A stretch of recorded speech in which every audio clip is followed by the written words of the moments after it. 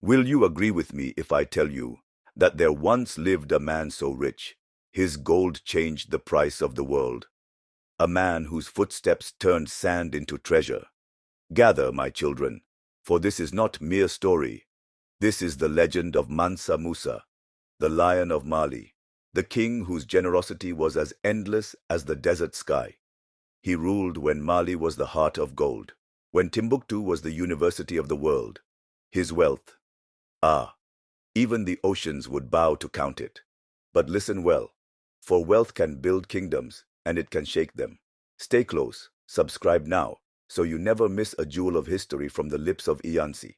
Tonight we open the golden gates of Mali, and you will walk with Mansa Musa himself. In the 14th century, Mali was no mere kingdom, it was a crown of gold upon Africa's head. When Mansa Musa ascended the throne in 1312, the rivers of the Niger whispered wealth. The caravans groaned with gold dust, and traders from Cairo to Venice spoke his name in awe.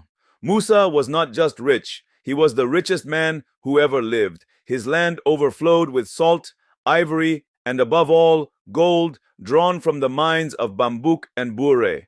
But his riches were not locked in vaults. They were rivers he poured into mosques, scholars, and the hungry. In the palace at Niani, his throne was carved of gold, his court robed in silk, his guards bearing spears tipped with precious stones. And yet, the world had not yet seen his glory, until he decided to journey to Mecca. Ah, my children, if a king travels, the earth will know. But when Mansa Musa set out in 1324 for his pilgrimage to Mecca, the world gasped. 60,000 men marched with him, each dressed in silk, each bearing gold. 12,000 slaves carried staffs of gold, and 80 camels each bore hundreds of pounds of it. Through the Sahara they came, a golden river flowing under the sun.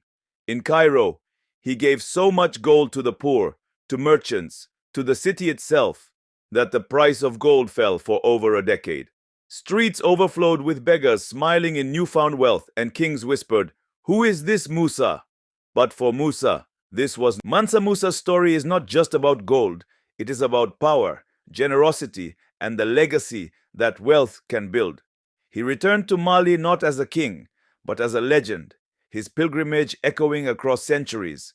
But the winds of history never stop, and after Musa, other rulers would rise, some by sword, some by wisdom. Subscribe now, for Ayanzi's fire will not dim. And next, we journey to the horns of East Africa, where an empire rose by the sea, the kingdom of Aksum, Africa's forgotten empire of kings. Come, for the next tale will make your heart race.